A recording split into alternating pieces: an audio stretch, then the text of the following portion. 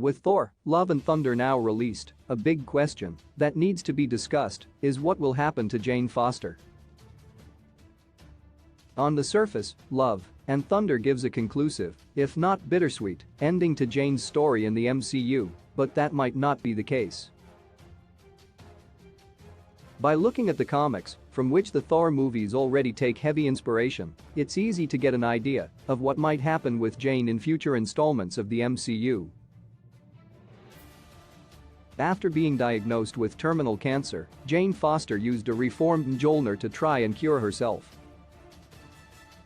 Unfortunately, while Mjolnir would restore her strength every time she used it, each usage would also erase the chemo from her body and make her cancer progress even faster.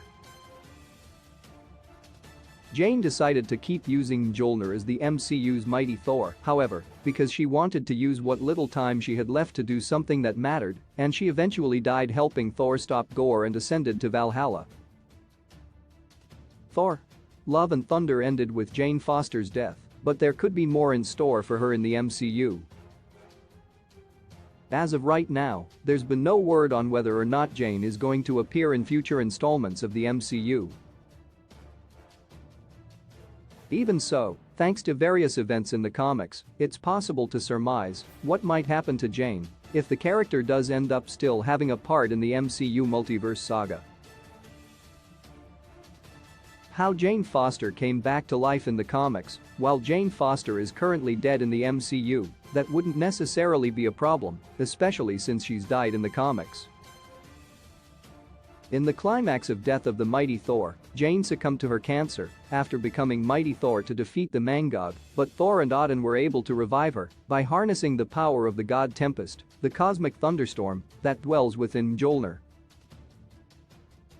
While it's unknown if the god Tempest exists in the MCU, the main point of Jane's revival was Thor combining his powers with Odin to bring her back to life, and that would be easy enough to make work in the MCU. Granted, Anthony Hopkins' Odin is also dead, but he should be in Valhalla just like Jane, and assuming that he still has his powers, there shouldn't be an issue there. How Jane Foster becomes a superhero again in the comics. Following her revival, Jane Foster retired from being a superhero and focused on her chemotherapy up until the War of the Realms story. In order to help Thor rescue Odin and Frigga from Malekith, Jane became Mighty Thor again by using the Mjolnir of the Ultimate Marvel Universe. That version of Mjolnir was shattered in the final battle, but its fragments reformed into Undrjorn the All-Weapon, a magical vambrace that could shapeshift into any weapon Jane wanted. Jane Foster, played in the MCU by Star Wars' Natalie Portman, initially had no use for Undrjorn, but that changed when she saw Thor mourning the deaths of the Valkyrier in the aftermath of the story.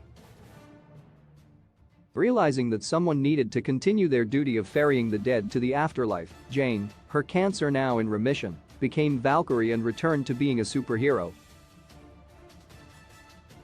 Currently, Jane has rejoined the Avengers to help them fight the Multiversal Masters of Evil, a group of alternate versions of supervillains from across the multiverse, and the Council of Red, a group of alternate versions of Mephisto, as they try to take over the multiverse. All of this provides a perfect idea of what Jane Foster could do if she ended up coming back to life in the MCU. With Tessa Thompson's Valkyrie still acting as the King of New Asgard, there are technically no Valkyries left in the world, so that would serve as a good reason for Jane to become Valkyrie. As for how she would get Undrjorn the All-Weapon, it would be easy enough to have it already exist in the MCU, but keeping its original origin of being created from an alternate Mjolnir could work to tie into the MCU's current exploration into the multiverse. Even though Thor, Love and Thunder ended with Jane Foster dying, that doesn't necessarily mean she's done with the MCU. Going off of the comics, it would be more than plausible for Jane to come back to life with help from Chris Hemsworth's Thor, and if that happened, then she could even keep being a superhero in her own right. There's still no way of knowing if Jane will return to the MCU, but at the very least, there will be plenty for her to do if that does end up happening.